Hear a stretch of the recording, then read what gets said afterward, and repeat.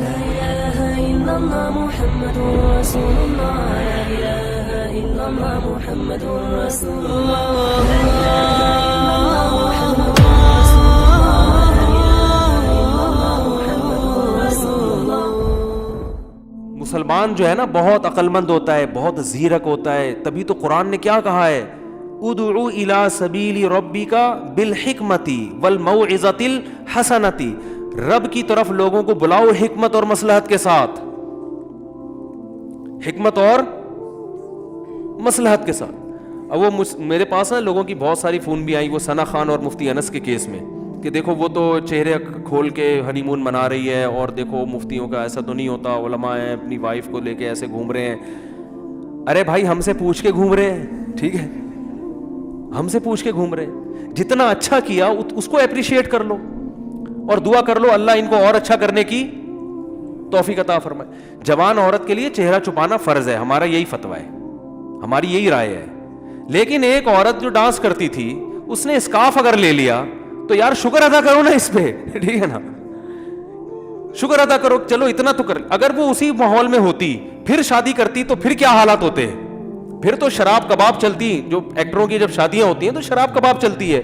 اب آپ اس پہ دیکھو کوئی مولوی گھرانے کی کوئی باپردہ خاتون ہو, وہ ہنی مون منا رہی ہو, جو ہے نا وہ چہرہ کھول کے, اس پہ ملامت کی جائے گی, بھائی آپ ایک تو باپردہ گھرانے میں پیدا ہوئی, آپ کو تو آپ کی تو آواز بھی کبھی کسی نے نہیں سنی, آپ کیوں ایسا کر رہی ہو.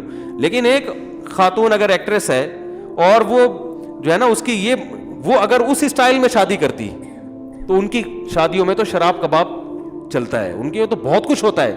تو ابھی یہ دیکھنے کا ہے کہ کیا کیا نہیں ہو رہا. سمجھ میں آ رہی ہے بات؟ حکمت اور مصلحت کا تقاضا کیا ہے, رب کی طرف دعوت دینے کا طریقہ کیا ہے, اس پہلو کو دیکھا جائے کہ کیا کیا کون کون سی برائیاں نہیں ہو رہی. تو ہر شخص کو ایک نظر سے نہیں دیکھا جاتا, ایک نظر سے, وہ کہتے ہیں نا ایک ہی لاٹھی سے نہیں سب کو ہانکا جاتا. تو اس لیے میں کہتا ہوں جو فلم انڈسٹری سے جن لڑکیوں کا تعلق ہے, جو شوبز کی دنیا سے تعلق ہے, تو ہم ان کو تھوڑی کہتے ہیں کہ یار آپ چہرے کا بھی پردہ کرو. ہم کہتے ہیں بھائی آپ اسکارف بھی لے لو, چہرہ اگر کھول بھی لیتے ہو تو بھی غنیمت ہے آپ کے لیے. جو ڈانس کر رہی ہے اسٹیج پہ آ کے, اس کی پوری باڈی نمایاں ہو رہی ہے لوگوں کے سامنے, اگر وہ اپنی باڈی کو کور کر کے چہرہ کھول لے, گنجائش سے فائدہ اٹھائے کہ جی فقہا کا اختلاف ہے اس مسئلے میں کہ چہرے کا پردہ ہے یا نہیں, اس میں فقہا کا اختلاف ہے, تو اس اختلاف سے اگر وہ فائدہ اٹھا لے تو اس کو اپریشیٹ کیا جائے گا, اس کو آپ اس نظر سے نہیں دیکھیں گے ہر ایک. اور یہ نبی صلی اللہ علیہ وسلم کی بھی سنت ہے. دیکھو اسلام میں بھی حکام تدریجاً آئے ہیں, ایک دم سے شراب حرام نہیں ہوئی ہے, اور اب سب شراب پیا کرتے تھے الا ماشاء اللہ. تو اسلام نے شراب کو آہستہ آہستہ حرام کیا ہے. پہلے اسلام نے حکم یہ دیا قل فیہما اسم کبیر ومنافع للناس, کہ شراب پینے میں نقصانات بھی ہیں فائدے بھی ہیں, لیکن اس کے نقصانات اس کے فائدوں سے زیادہ ہیں. یعنی اس کو جو ہے نا وہ کیا جا رہا ہے, حوصلہ شکنی کی جا رہی ہے کہ اس کے فائدے مت دیکھو, اس کے نقصانات دیکھو. پھر قرآن نے حکم دیا یا ایھا الذین آمنوا لا تقربوا الصلاۃ وانتم سکارا, اے ایمان والو نشے کی حالت میں نماز مت پڑھو. اللہ کی عبادت کر رہے ہو نشے کی حالت میں, اس میں بھی صحابہ کے دل میں نفرت بٹھا دی. حرام نہیں کیا شراب کو, لیکن بتا دیا کہ کم از کم نماز کو تو اس گندگی سے پاک رکھو نا. نماز نشے کی حالت میں نہیں ہوگی, تمہیں پتا ہو تو ہو تم منہ سے کہہ کیا رہے ہو. جب اس سے مانوس ہوئے پھر تیسرا حکم آیا انما الخمر والمیسر والانصاب والازلام رجس, اے ایمان والو شراب جوا یہ سب نجس ناپاک چیز ہے, فاجتنبوہ چھوڑ دو اس کو.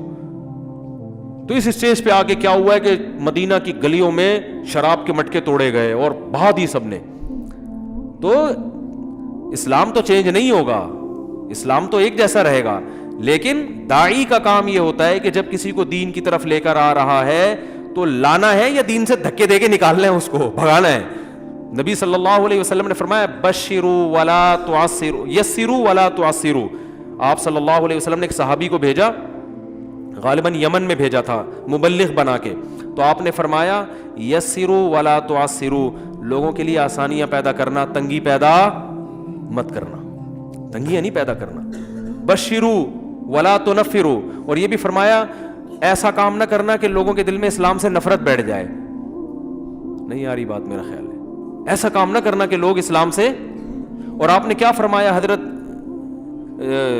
صحابی کا نام ذہن سے نکل گیا جن کو یمن کا گورنر بنا کے بھیجا تھا, معاذ بن جبل رضی اللہ تعالیٰ عنہ, تو ان کو بھیج رہے ہیں.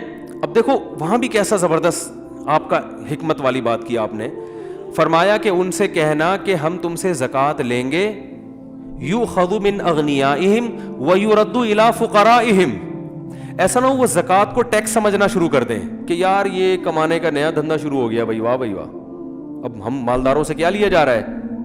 اسلام یعنی مسلمانوں نے حضرت معاذ کو گورنر بنا کے بھیجا, علاقے کا گورنر.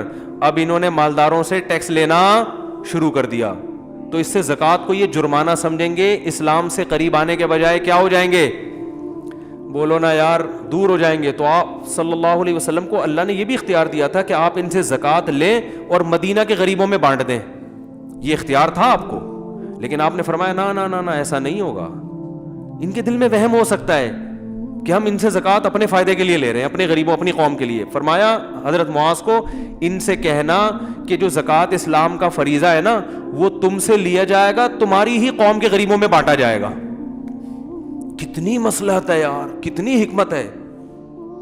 یؤخذ من اغنیائہم, ان کو بتا دینا تمہارے مالداروں سے لے کے تمہارے ہی غریبوں کی طرف لوٹائی جائے گی, تمہاری قوم کو فائدہ پہنچانے کے لیے, یہ ہمارا فائدہ نہیں ہے اس میں. اور حضرت معاذ ابن جبل جو تھے, ان کو بھی آپ اپریشیٹ کر رہے ہیں. کیسے اپریشیٹ کر رہے ہیں, کیونکہ اب ان کو اپنے آپ سے دور کر رہے ہیں نا. یہ تو چاہتے تھے مدینہ میں نبی کے ساتھ رہیں, ان کو یمن بھیج رہے ہیں. تو اب مبلغ کو بھی تو موٹیویشن چاہیے نا کہ بھائی میرے ذمہ اتنا مشکل کام. تو ان کا ہاتھ اپنے ہاتھ میں پکڑ کے فرمایا, یا معاذ احبک فی اللہ, میں تجھ سے اللہ کی خاطر محبت کرتا ہوں. یعنی میں تمہیں اپنے آپ سے دور اس لیے نہیں کر رہا کہ مجھے کوئی تم سے نفرت ہے یا میں جان چھڑانا چاہ رہا ہوں. اکثر ایسا ہوتا ہے نا کہ جو آپ کے دوستوں میں, قریبی لوگوں میں جو آپ کے لیے زیادہ ٹینشن ہوتا ہے اس کی تشکیل وہاں کرا دی جاتی ہے, ٹھیک ہے نا, بارڈر پہ بھیج دو اس کو. آرمی کا آفیسر نے کیا کیا, یہ فوجی بہت تنگ کر رہا ہے, اس کو بارڈر میں خطرناک جگہ پہ بھیجو, وہاں جا کے شہید ہو جائے, تاکہ یہ ٹینشن بنا ہوا ہے پوری فوج کے لیے. ہو سکتا ہے یہ, ٹھیک ہے نا, یار اس کو وہاں بھیجو. تو میں تمہیں اس لیے نہیں بھیج رہا, میں تمہیں سے اللہ کی خاطر محبت کرتا ہوں. تو یہ ساری حکمتیں بھائی قریب کیا جا رہا ہے, ایسے وعیدیں سنا کے ڈرا دھمکا کے اسلام سے دور تھوڑی کرنا ہے. تو اس وقت کوئی لبرل خاتون بیچاری دین کی طرف آ جائے تو آہستہ آہستہ آہستہ آہستہ, نہیں بھی کرے تو ہماری ٹینشن نہیں ہے بھائی, ٹھیک ہے نا, یہ ہماری ٹینشن. ہم شریعت کا مسئلہ چینج نہیں ہوگا, مسئلہ شریعت کا رہے گا, لیکن اس کو لوگوں کو سنانا کیسے, اپلائی کیسے کرنا ہے, کس پہ فتویٰ لگانا ہے, کس پہ نہیں لگانا, اس کے حکام بہت مختلف ہے.